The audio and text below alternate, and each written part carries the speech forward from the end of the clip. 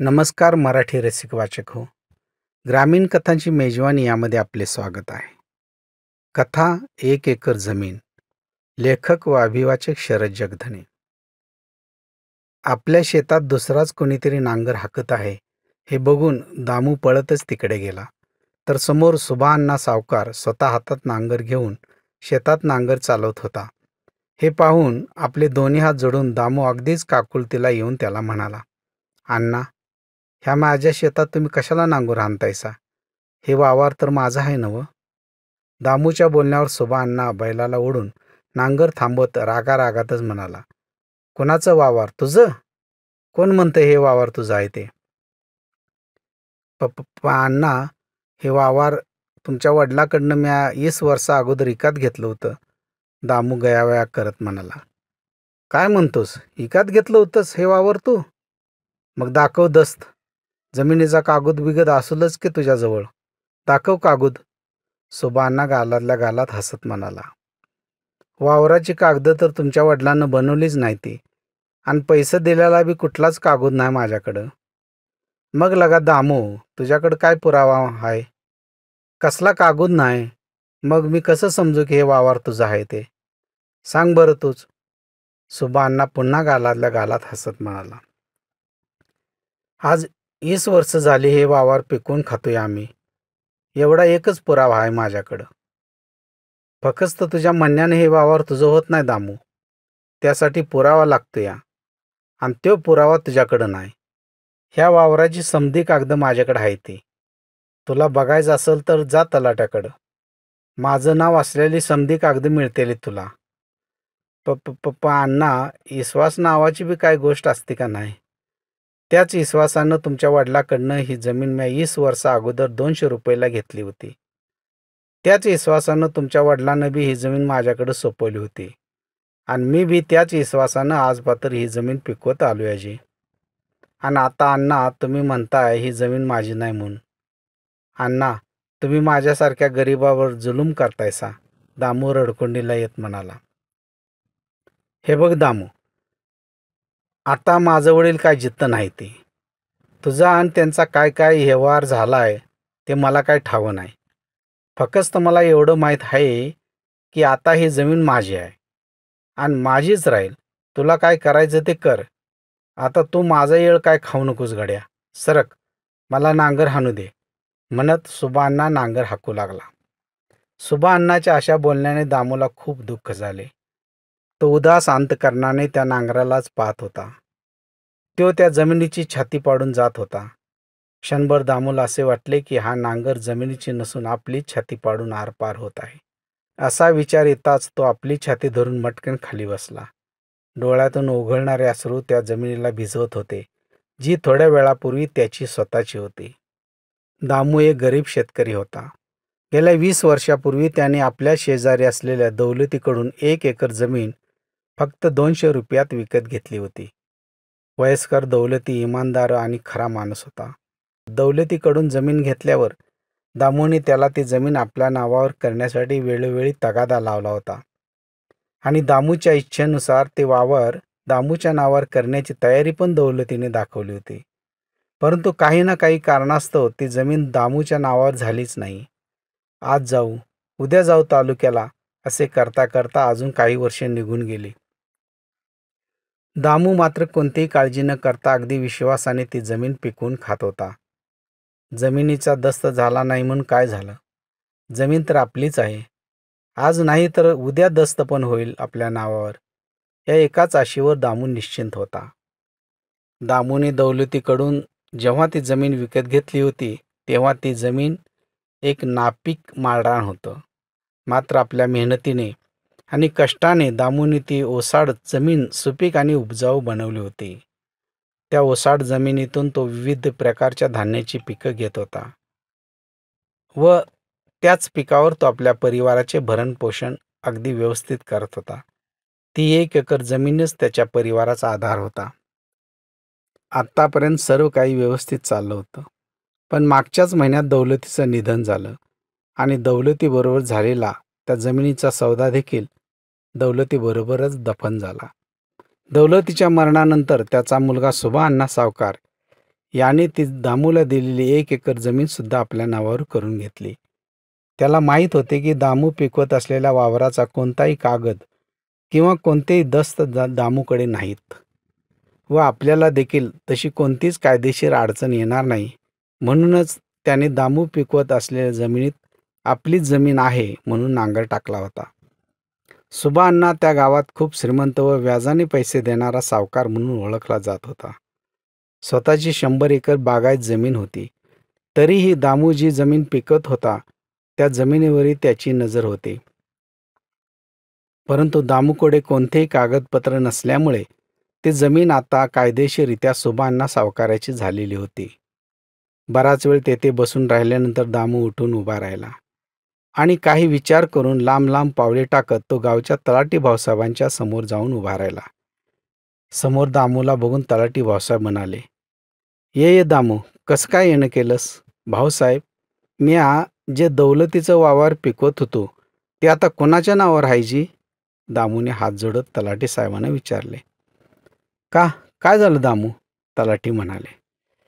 अण्णा सावकार म्हणत्यात ते वावर त्यांचं झालं आहे म्हण. काय खरं आहे भाऊसाहेब? होय दामू, खरं आहे. आता ती जमीन अण्णा सावकारांचीच आहे. 7/12चा उतारा दामूला दाखवत तलाठी म्हणाले. पण तलाठी साहेब, ते वावर म्या दौलतीकडनं 200 रुपये देऊन विकत घेतलं होतं. दामू, अरे असल्या व्यवहाराला कायदा मानत नाही. त्या जमिनीचे काहीतरी पुरावे पाहिजेत तुझ्याजवळ. त्या जमिनीबाबतचा तुझ्याजवळ कुठला कागद नाही किंवा दस्त नाही, म्हणून कायद्याने ती जमीन तुझी आहे हे सिद्ध होत नाही. आता म्या काय करू? तुम्हीच सांगा भाऊसाहेब. माझ्या लेकराबाळांचं आता पोट कसं भरायचं? दामू रडत रडतच म्हणाला. आता काही होऊ शकत नाही दामू. दौलती असता तर काहीतरी झालं असतं. तलाठी भाऊसाहेबांचे हे कथन ऐकून दामू खूप दुःखी झाला. आता काय करावं? मुला लेकरांना आता कसं सांभाळायचं? तेवढ्याच एका वावरावर दामू आपल्या परिवाराचं भरण पोषण करत होता आणि ते वावर पण आता सावकाराने त्याच्याकडून हिसकावून घेतले होते. शेवटी जगावं तरी लागणारच आहे, म्हणून दामू आता दुसऱ्याच्या शेतात काबाड कष्ट करू लागला. त्या कष्टाने तो आपल्या कुटुंबाचे पोट जरी भरू शकत नसला तरी जिवंत मात्र ठेवत होता. दामूच्या येण्या जाण्याचा रस्ता त्याच वावराच्या बांधावरून जात होता. येता जाता ज्या ज्यावेळी दामू त्या वावरात डोलणाऱ्या हिरव्यागार पिकाकडे पाही, त्यावेळी त्याच्या मनातून दुःखाची एक सल निघून जात असे. छातीमध्ये काहीतरी टोचल्यासारखे होऊन तो खूप उदास व दुःखी व्हायचा.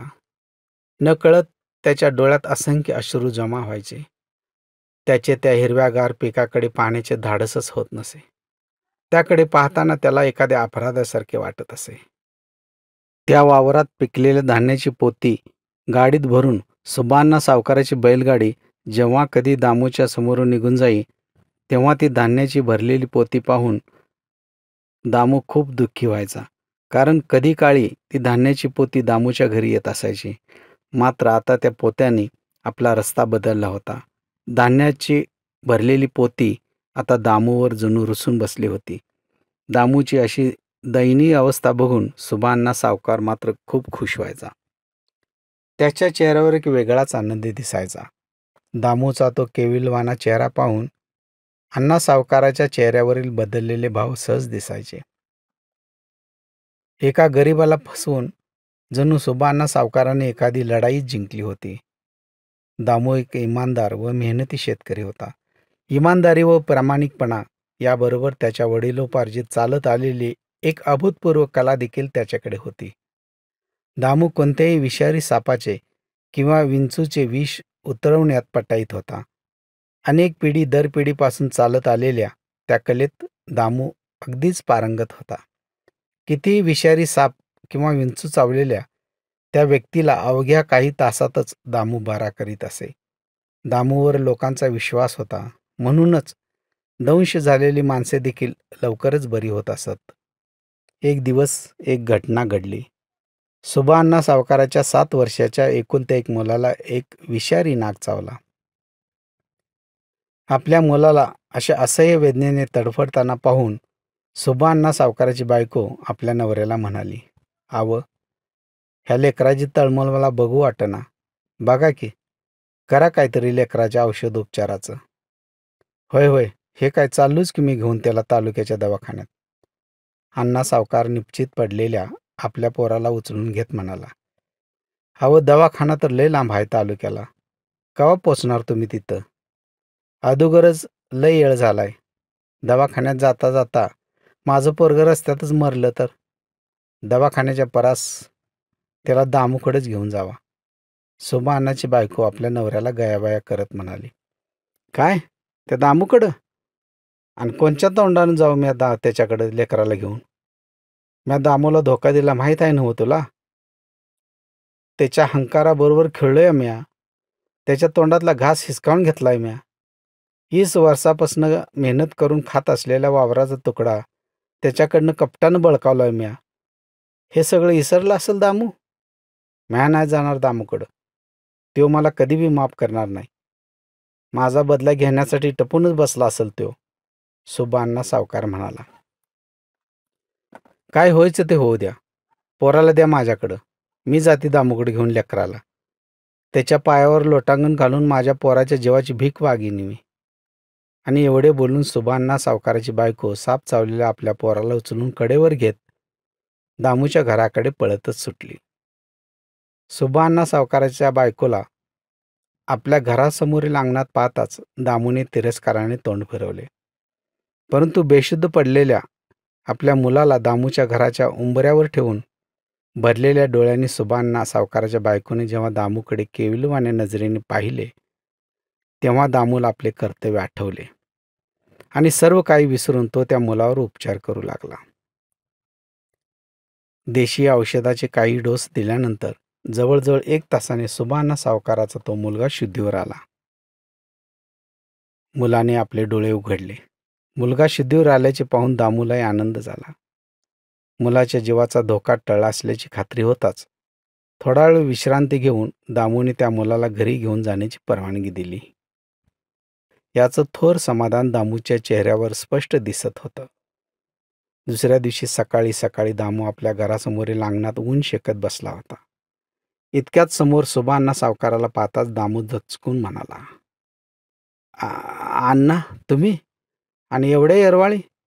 लेकरू तर बरं आहे नव्ह? सुब्बा सावकार एकटक दामूकडेच पाहत होता. आपल्या मुलासाठी असलेली दामूच्या चेहऱ्यावरील चिंता अण्णाने सहज ओळखली व दुसऱ्याविषयी असलेलं दामूचं निस्वार्थी प्रेम कसं काठोकाठ भरून वाहत आहे हेही अण्णाने ओळखले. आणि पुढच्या क्षणी अण्णाचे डोळे भरून आले. त्याने धावतच जाऊन दामूचे पाय धरले. दामूला क्षणभर काहीच कळेना. आपले पाय धरलेल्या अण्णाला उठवत दामू म्हणाला. अण्णा, अहो हे काय करतायसा तुम्ही? आणि माझ्या कशा पाया पडतायसा? उठा बघू आधी. दामू, अरे तुझ्यासारखी माणसं ह्या धर्तीवर असल्यावर कशाला माझ्या पोराला काय होईल? तू मोकळ्या मनानं माझ्या पोरावर औषधोपचार केलंस. तुझं कष्ट वाया गेलं नाही दामू. आता पोरगं माझं ठीकठाक आहे. पण दामू, मी लई चुकलो होतो गड्या. अण्णा पुन्हा दामूचे पाय धरून रडत रडत म्हणाला. नाही अण्णा, उठा.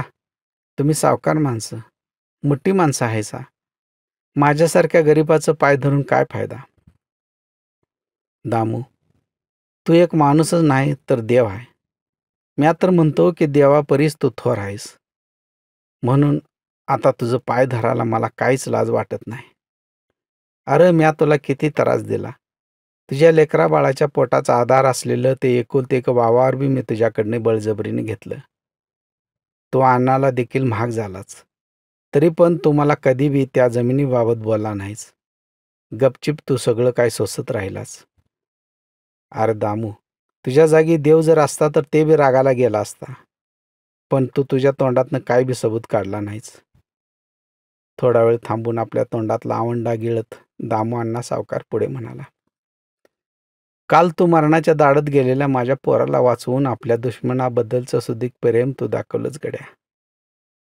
मी तुला ओळखलंच नव्हतं. पण आता मी ओळखलंय. मला आता माझी चूक उमजली आहे. तीच चूक मला सुधारायची आहे. हा घे तुझ्या त्या वावराचा दस्त. आता ते वावर कायद्यानं तुझं झालंय. कालच मी तलाठी भाऊसाहेबांनी भेटून ते 1 एकराचं वावर तुझ्या नावावर केलं आहे. हे घे कागद. सुबा अण्णा सावकार आपले डोळे पुसत जमिनीची कागदपत्रे दामूच्या हातात देत म्हणाला. प प पण अण्णा. बस दामू, आता काय बी बोलायचं नाही पुढं. मला बी जरा सुधारण्याचा मोका दे की मर्दा. मी आतापातूर कैक चुका केल्या त्यापैकी एक तरी चूक सुधारू दे केलं का. पण अण्णा, त्या वावरात आमदा पीक बी लय जोरात आलंय. ते पीक तरी निघू दे की आधी. भरलेल्या पिकात सहित कशी घ्यायची मी जमीन. दामू हात जोडीत अण्णाला म्हणाला. अजिबात नाही दामू, आता त्या पिकावर बी माझा काहीच अधिकार राहिला नाही. पण एवढं चांगलं पीक मी कसं घेणार अण्णा. दामू त्या डोलणाऱ्या पिकाकडे पाहत पुन्हा गयावया करत म्हणाला. दामू, तुझ्या कष्टाचं मोती अगोदरपासूनच त्या वावरात सांडले आणि म्हणूनच औंदा पीक बी चांगलं आलंय. म्या काय मेहनत घेतलीच नाही. एवढं बोलून सुबाअण्णा सावकार आपल्या घराकडे निघून गेला. सुबाअण्णा सावकार निघून गेल्यावर दामू आश्चर्याने त्या आपल्या कागदाकडे आणि जमिनीकडे उघड्या डोळ्यांनी बराच वेळ आळीपाळीने पाहत होता. आज जवळजवळ 1 वर्षाने ती 1 एकर जमीन पुन्हा त्याच्याकडे चालत आलेली होती. त्या जमिनीकडे बघता बघता त्याचे डोळे भरून आले आणि भरल्या डोळ्याने आकाशाकडे पाहून हात जोडून तो मनातल्या मनात म्हणाला, धन्य आहेस देवा तू. तुझ्याकडे उशीर आहे पण अन्याय नाही. कशी वाटली कथा? जर कथा आवडली असेल सबस्क्राईब करा आणि शेअर देखील करा. जय हिंद.